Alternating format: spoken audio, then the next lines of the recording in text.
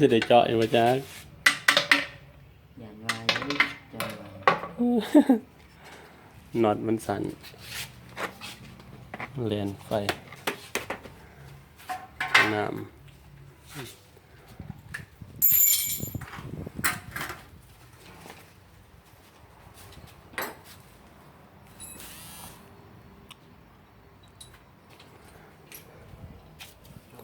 ไฟฟ้า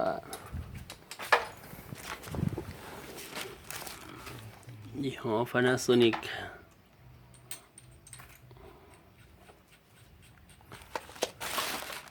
ถ้าเป็นของญี่ปุ่นคือมั่นใจโหลดเนาะ ดีเลย มาตรฐานของเขา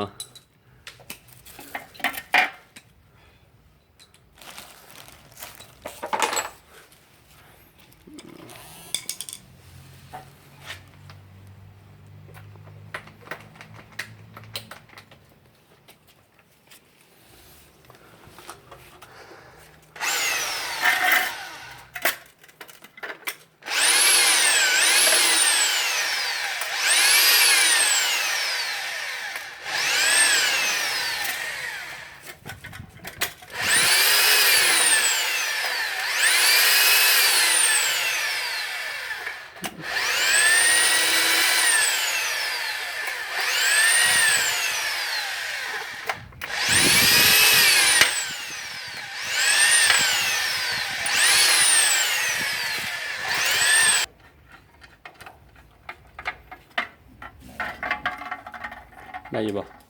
ไรเนี่ยเอา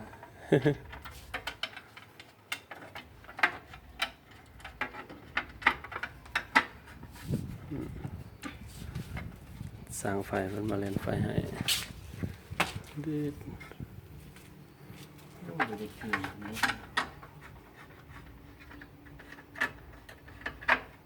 เป็นยังไงโอ้มันบ่ซื้อบ่ มือเทียม เอาเลยเหรอแหละ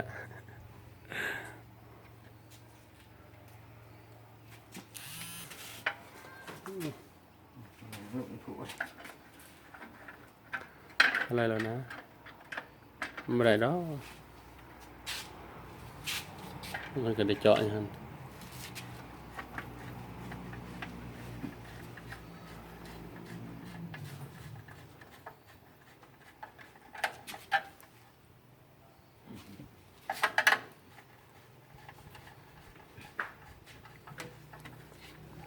ใส่อยู่ดอกไฟ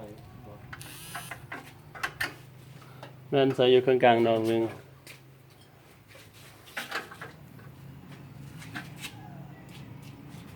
ใส่รอบตัวนี้เลยตัว ตัวนี้ก็แม่นใส่น่าจะใส่ดอกตัวนั้นแหละ